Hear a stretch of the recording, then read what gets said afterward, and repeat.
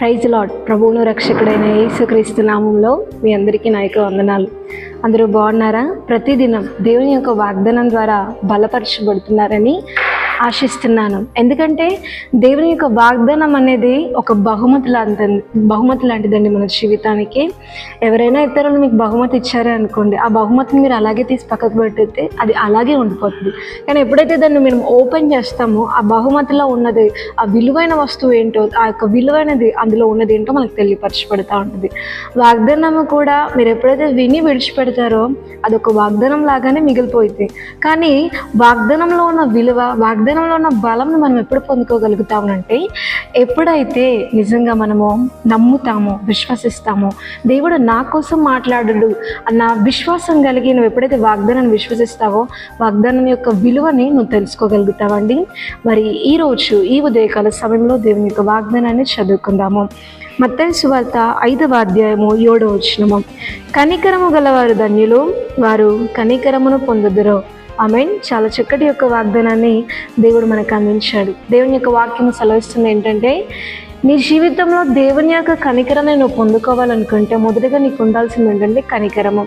నీవు కనికరం కలిగి ఉంటే దేవుడు కూడా మనల్ని కనికరిస్తాడు అని చెప్పేసి దేవుని యొక్క వాక్యం అనేది మనకు సెలవిస్తుంది. అంటే ఏ కొలతతో మనం కొలుస్తామో అదే కొలత అనేది మనకు కొలవపరచబడుతూ ఉంటుందని దేవుని యొక్క వాక్యం మనకు సెలవిస్తుంది కదండి. సో ఆ రీతిగానే కనికరం కనుక నీలో ఉంటే ఖచ్చితంగా దేవుడు నీ మీద కనికర పడతాడు అని చెప్పేసి దేవుడి రోజు మనకు వాగ్దానం చేస్తున్నాడు.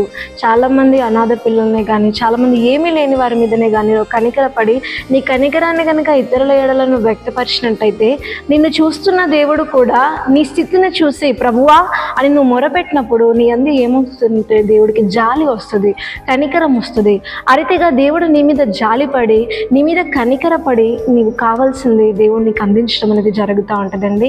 మనుషుల కనికరము, దేవుని కనికరము, ఈ రెండింటిని మనం ఎప్పుడైతే పోల్చి చూస్తామో ఈ రెండింటికంటే దేవుని కనికరం అనేది చాలా గొప్పది. ఎంత గొప్పది అని అంటే మనుషుల కనికరం కొంత మాత్రమే మనల్ని ఆదరించగలుగుద్దేమో కానీ దేవుని యొక్క కనికరము మాత్రము మనం ఊహించినని ఒక గొప్ప ఆదరణని మనం పొందుకునేలా చేస్తుందండి. సో అలాంటి ఆదరణ, అలాంటి కనికరము ఎంతోమంది భక్తులు బైబిల్లో దేవుని యొద్ద నుండి ఆ కనికరాన్ని పొందుకొని నిజంగా మంచి యొక్క సాక్ష్యాన్ని, మంచి యొక్క చరిత్రలో మంచి జీవితాన్ని వాళ్ళు జీవించారు. అలాంటి జీవితం వాళ్ళ కనికరం పడడం ద్వారా అది సాధ్యమైందండి. సో మీరు కూడా దేవుడు మిమ్మల్ని కనికరించాలనుకుంటున్నాడు కాబట్టి మీరు కూడా కనికరం కలిగిన మనస్సు కలిగి ఉండడానికి ప్రయత్నించండి. మీ జీవితంలో మీరు ఊహించని దేవుని కనికరాన్ని మీరు పొందుకోబోతున్నారు. ఆమేన్. ప్రార్థన చేసుకుందాం.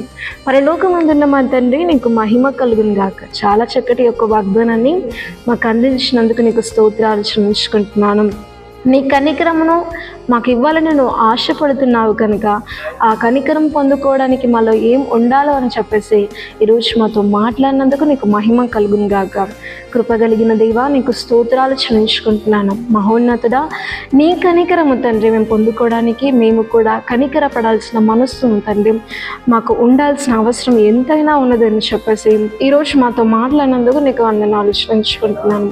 కనుక కనికరం కలిగిన మనస్సును మాకు దయచేయండి. ఆ కనికరం కలిగిన మనసుతో తండ్రి నీ కనికరాన్ని మేము పొందుకున్నట్టుకు సహాయం చేయండి. ఈ వాగ్దానాన్ని విని ఎంతమంది అయితే విశ్వసించారు, వారి జీవితంలో కనికరము కలిగి ఉంటారో వారందరి జీవితంలో మీరు ఊహించని యొక్క అనేకులు ఊహించని యొక్క కనికరము నీ యొద్ద నుండి పొందుకున్నట్టుకు సహాయం చేయండి. మహిమ, ఘనత, ప్రభావములు చెల్లించుకుంటాం ప్రభు యేసుక్రీస్తు నామంలో అడిగి వేడుకుంటున్నాం తండ్రి. ఆమేన్.